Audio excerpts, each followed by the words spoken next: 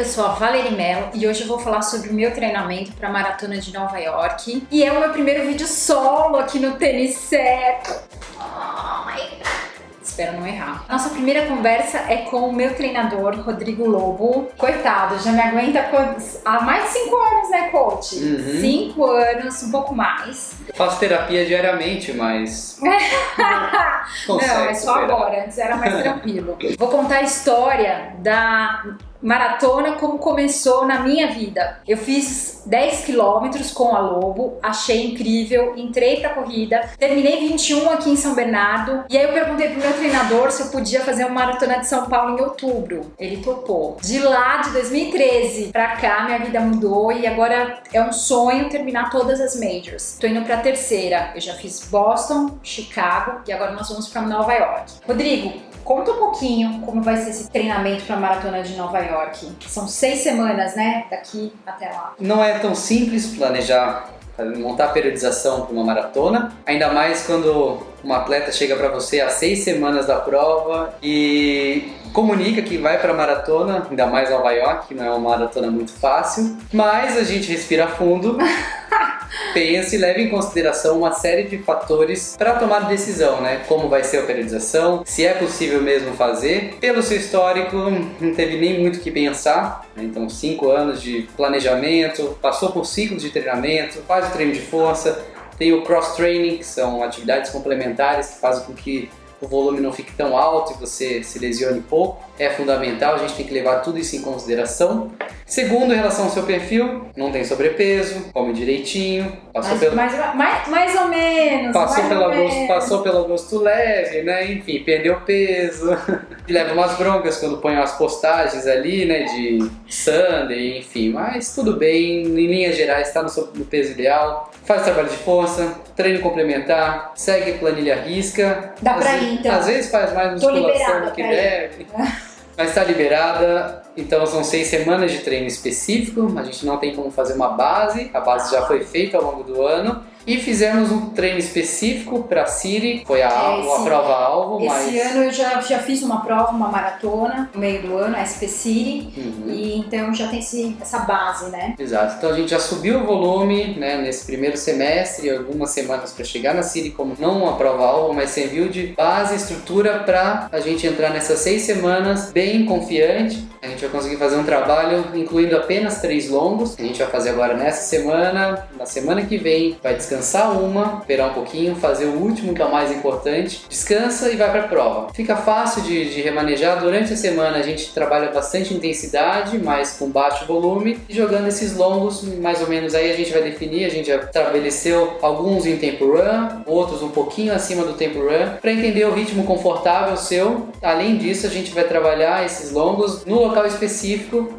que representa bem a altimetria da prova. Caso Nova York, né, a gente sabe que tem subidas longas, tem percurso longo, complicado ali, porque você tem que trabalhar bem a cabeça, o pace vai subir, e a gente ali gosta de treinar, né, onde nosso reduto aqui na Estrada Velha, que é bem gostosa, tem subidas longas, bem variadas também, então vai um pouquinho até mais difícil que Nova York. E quando você for para a prova, sentir bem, estabelecer um ritmo adequado e poder ousar um pouquinho mais. Também tem que levar em consideração a questão da aclimatação. Na verdade, não vai dar para aclimatar, porque a gente está saindo do inverno, vai entrar no verão, já começou, né, uma sequência de dias quentes. Seco, né? E o que acontece? A gente vai chegar na prova numa situação talvez não tão favorável, mas não é a pior, porque a gente vai treinar no calor e vai fazer uma prova num ambiente mais ameno ou frio. Se tiver frio demais, a gente sofre um pouquinho, mas aí estabelece as roupas adequadas, enfim, como que a gente vai fazer o aquecimento pré-prova. E não tem muito segredo, né? Pela essa bagagem de 5 anos, de uma série de maratonas, muitas meias maratonas no currículo, 10 quilômetros, belos tempos em todas elas, a gente vai chegar muito bem na prova. Treininho, hein, coach? Fazer a lição de casa, né? E eu fico de olho, obviamente, no Instagram para ver se está treinando direito, né? Já que ela, de vez em quando, não manda feedback para mim, aí eu fico lá de olho se treinou mesmo ou não, fez o treino adequado, né? Se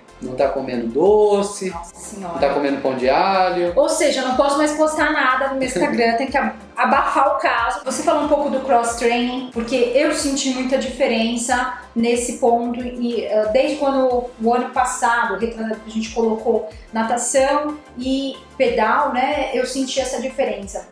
Você acha que nesse caso realmente ajuda a não lesionar, ajuda... Esse é um assunto muito polêmico, né, porque quando a gente adota o cross-training, né, a inclusão de outras atividades, o objetivo central é tentar tirar um pouquinho o volume da atividade principal. Tá. Quando o volume está lá em cima, o atleta se lesiona, tem que parar, então é sempre o degrau que a gente vai descendo e nunca escala evolutivamente até chegar na ótima performance. Então o que acontece? A gente tira um pouquinho ali o volume, né, da atividade principal, no caso a corrida. Se você fosse uma triatleta, não tem jeito, a gente tinha que subir os três, né, mas bem equilibradamente. Mas como você não vai para o triatlo ou outras modalidades, tem como a corrida como principal, a gente soma ali o mínimo de volume necessário para que você consiga adaptar e chegar bem na prova, só que usa um artifício ali, né? Joga uma carga, um volume total semanal cardiovascular, geralmente em zonas de frequência um pouquinho mais baixa, para fazer um complemento, te ajudar a regenerar, ajudar também a aumentar um pouquinho a capacidade, como eu falei, cardiovascular, e você se entender um pouco melhor frente a treinos mais longos, como no caso dos treinos ali de corrida, que a gente coloca geralmente um pedal complementar na sequência. A corrida envolveria mais ou menos 1 hora de treino, a gente joga meia hora ou 40 minutos a mais de pedal, soma um volume total de 1h30, 1h40, que isso, se fosse só de corrida, a gente não conseguiria, porque seria um volume acumulado semanal, poderia lesionar, né? Não tem ossos, articulações e musculatura que aguente isso. Então é uma estratégia que eu gosto muito, né? O resultado não é curto prazo, o resultado é de médio e longo prazo, porque como a gente não aumenta o volume especificamente da modalidade, a gente vai começar a colher os frutos disso após alguns ciclos de treino. Então talvez 1, 2, 3 anos ali, bem feitos, bem executados. É diferente de um atleta profissional, né? Que ele só faz aquilo, tem que jogar um volume muito alto, resultados rápidos, né? Ou um atleta de elite, tipo, amador de ponta, tem outros objetivos, até patrocínios envolvidos, patrocinadores envolvidos. Então a gente prefere preservar um pouquinho, porque um atleta amador, ele tem uma série de outros compromissos, família, trabalho, compromissos sociais, e a gente sabe que se matar a pessoa, ela não consegue, desequilibra um pouquinho a vida. Então, para a mulher, sempre conversar com um treinador. No caso, acho que você até sabe, né? Eu costumo dizer, nos períodos mais difíceis, né?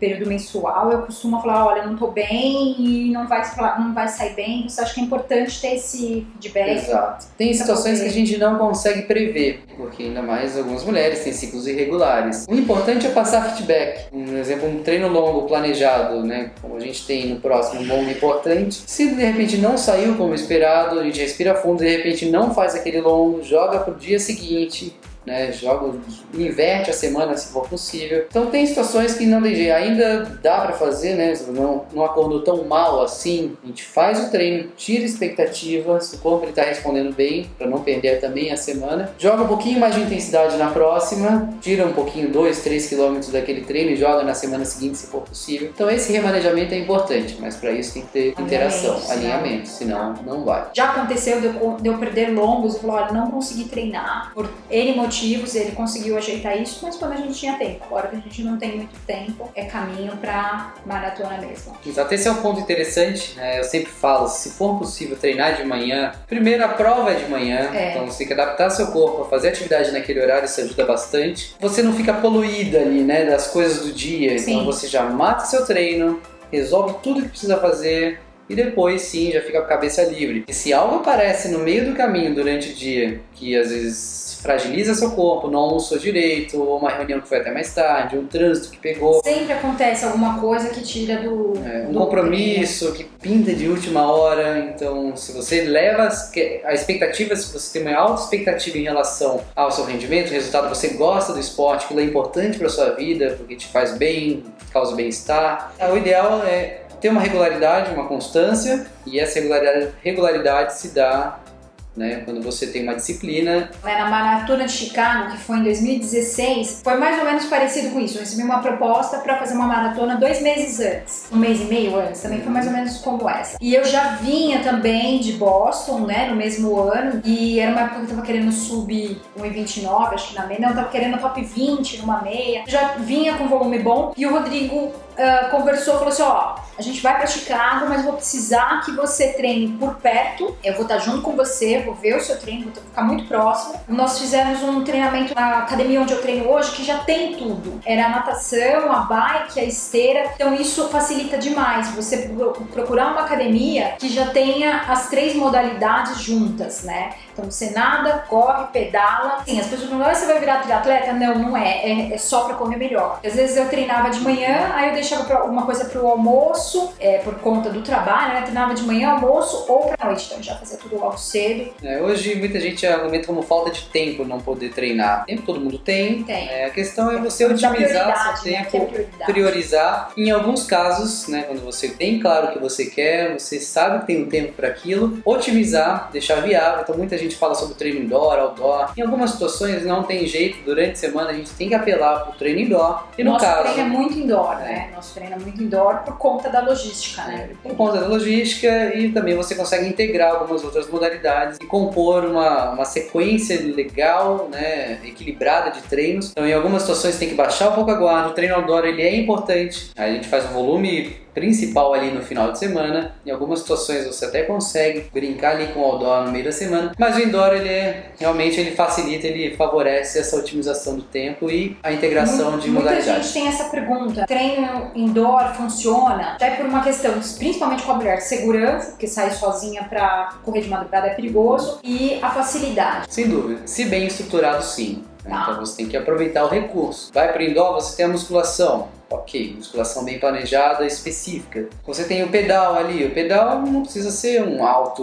complexidade de treino, então você alinha baseado, complementando a corrida. A natação é a mesma coisa. Lembrando que é um treino pra corrida, né? Eu não tenho intenção de triatlo, as pessoas confundem muito.